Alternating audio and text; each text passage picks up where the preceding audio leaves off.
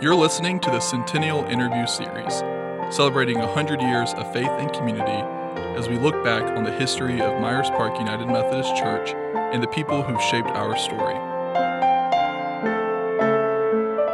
So, Tom, tell us about yourself, your family, and how you first got involved here at Myers Park United Methodist Church.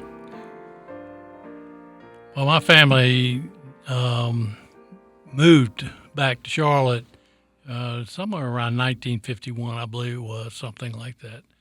And we lived right down the street from the church on Fenton Place, which is behind the grill and Morrison Jewelry Store, directly behind that. So we started going to Myers Park United Methodist Church, and in fact, Dad was very involved in the church. He I remember him being very close to all the ministers that came through. My first minister I remember was Chess Herbert. He was a great guy, and they were very close. I used to walk down the street from my house and play with Trudge Herbert, his son, and go to the parsonage, which was, 2 houses down from the church itself, right next to 1501 at that time. So that's my first recollection of the church. I remember growing up in the church. The youth ministry there was in a house, which was next door to the church, a white house, and had all these rooms in the house, 2-story. And we used to go play ping pong, and I can't remember if TV was there or not at that time. It's a long time ago. But I do remember that was a place that we spent a lot of time, was in that house with youth. I can't remember the youth ministers at that time. Bob Barnett, my good friend, he remembers those names, but for some reason I can't. But that was some of the first things I remember. My dad was, as I said, involved in the church, and he at that time was a superintendent of Sunday school, which is not a position any longer, but he had, I guess, he was in charge of all the Sunday school went on in the church itself, and he did that for a while. So that's some of the early times I can remember with the church. Other than what you've shared, are there any, it's a two-part question, are there any sort of meaningful moments you had along your faith journey here at Myers Park? And also share all the ways you've been involved as in different ministries as an adult, all up to now. Well, as far as significant moments with the church involved, I remember as a youth going to summer camp and playing ping pong and swimming, that sort of thing. That was a fun thing we did. As I got older, I remember, as a lot of people at the church can tell you this, one of the things we used to do, all the youth used to sit in the balcony. We wouldn't sit with our family. I can't tell you why that is. It was just the way we did it. And as the service would progress, we would sneak out the front and go over to the townhouse and get sweet rolls and coffee. And then we had to be sure to watch our watch because we had to get back before church service was over. So that was something we did. It's not very, I guess I'm not very proud of that, but anyway, that's how that was one of the things I remember. Scouting, I was member Troop 3.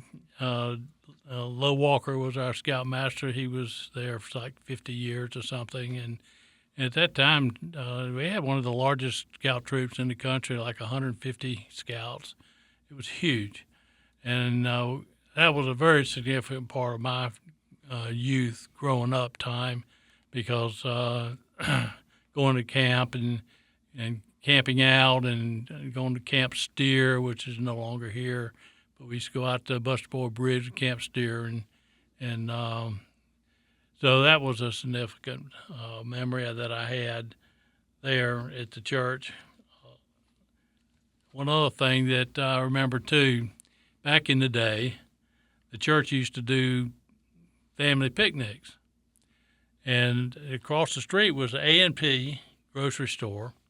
They're gone now, but the manager of that store was a church member here, and his name leaves me. I can't remember his name, but he had a house over on Monroe Road, between Monroe Road and the railroad tracks.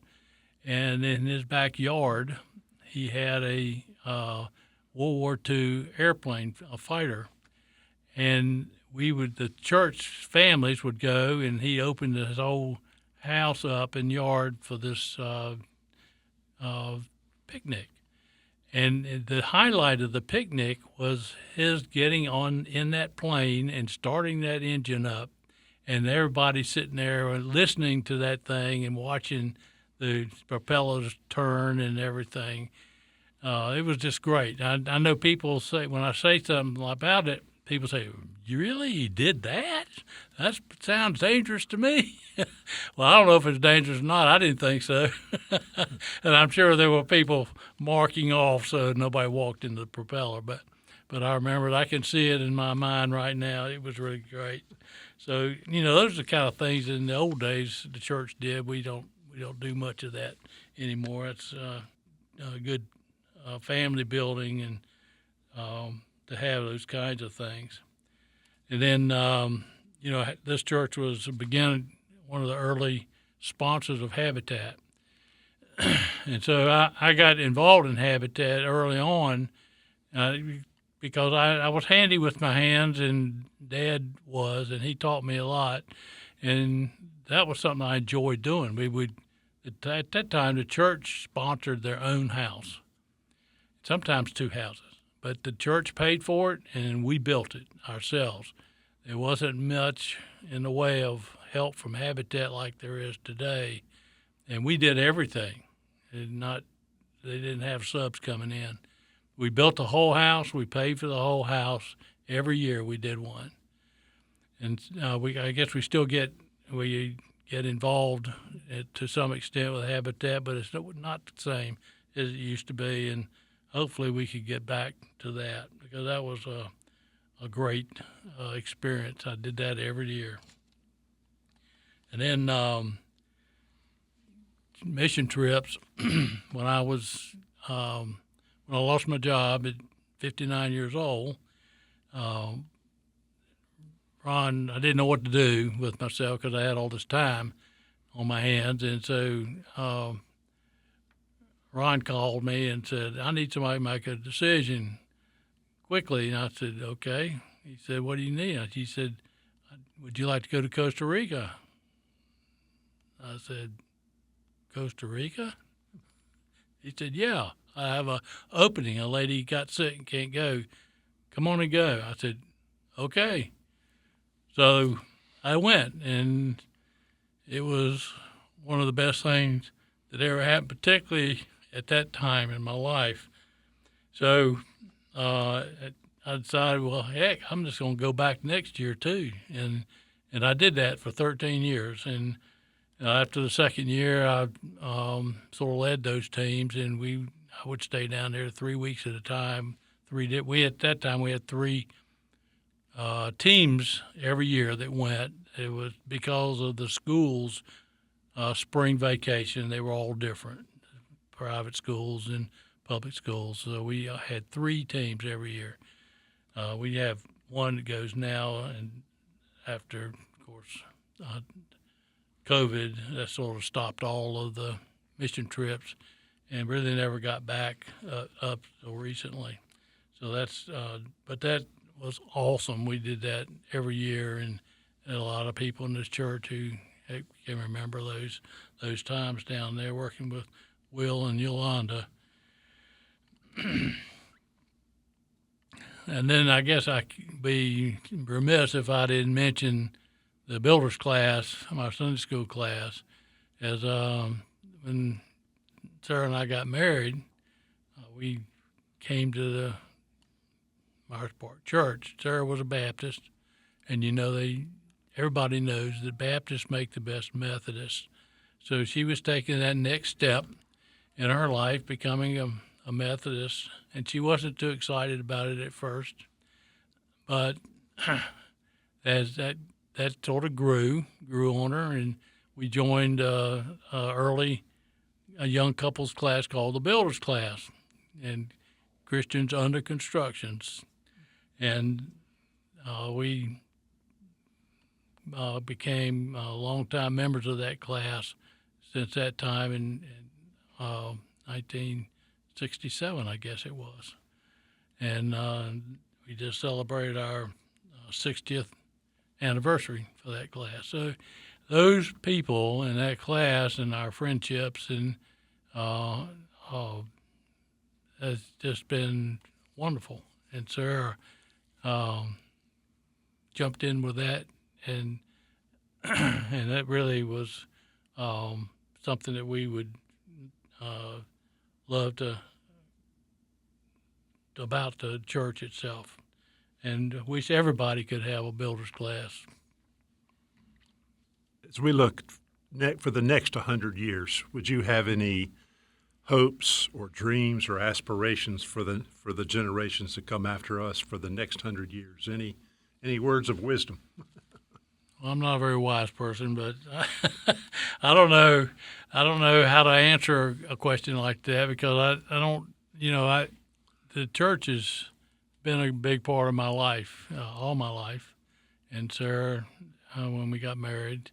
And I just hope that it continues following the footsteps and continue to make decisions that will help the church grow. And we're pretty big.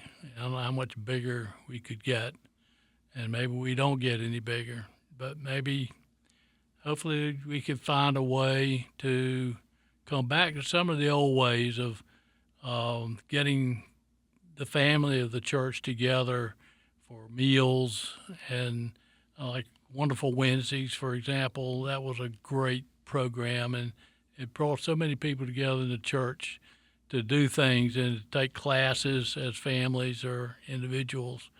So that would be something that I would hope that they would get back into and start doing some of those family-oriented things. Wednesday night suppers are small, and we stop and start and stop and start. But if we could find a way to get families to come back and spend time at church, that would, I think, be a huge improvement there. Is there anything else we didn't talk about that you would like to share in this celebration of our church's history? Anything else that just comes to mind? Well, I don't know. I think as I look back and at some other things about the church that I remember, and one of the things that I've done, and I don't know, can't tell you how I got into it. Actually, I can to some extent, because when I lost my job, I didn't have anything to do, so I started doing handyman kind of projects, and I ended up doing projects for the church. I did. I guess the biggest project I had was redoing a lot of the carvings in the sanctuary on the pulpit wall and the small wall in the front there, that all the grape carvings. I enjoyed doing that. It was a huge project. Took a long time to get it done, but that was taking oak boards, quarter sawn oak boards, and carving the grapevines on that, hand carving, and the 12 by 12 carvings on the wall, the pulpit wall there. And so I've done a lot of work for the church, and initially I charged for that because that was what I did, And so they asked me if I could do it. I said, yeah, I can do that. I don't do it for money anymore. I just, somebody needs something, I'll help them out when I can and make stuff for the church. And there are a number of things around here that I have done and have enjoyed doing that. The church, my family, we always came to church. That wasn't a question. We just did it every Sunday. Mom always had food, lunch, cooking while we were at church. And we came home, the house smelled great, and we'd sit down as a family and eat. And and my family did the same thing. We grew up, all my children grew up in Charlotte, and we always came to church. And today, they're all different places, but they still consider Myers Park their church and their home church. And so they'll all be here for the 100th anniversary, not because we said you got to be here, it's because they want to be here. So that means a lot, I think, as a parent, for them to still remember their time here in the church and the activities with the youth and so forth, and that they want to still come back. You sit there and you think 100 years, man, that's a long time. You know, I'm 82 in October. That's pretty close to 100. So I'm almost as old as the church, it seems like. But who thinks of that, you know? But it's an amazing feat to have a church being around for 100 years. Because so many of them don't make that. And it says a whole lot for Myers Park and the leadership that the church has had all these years, and it's still going strong and getting stronger every year. So many are fading away, but we're getting stronger. So happy 100th anniversary, Myers Park.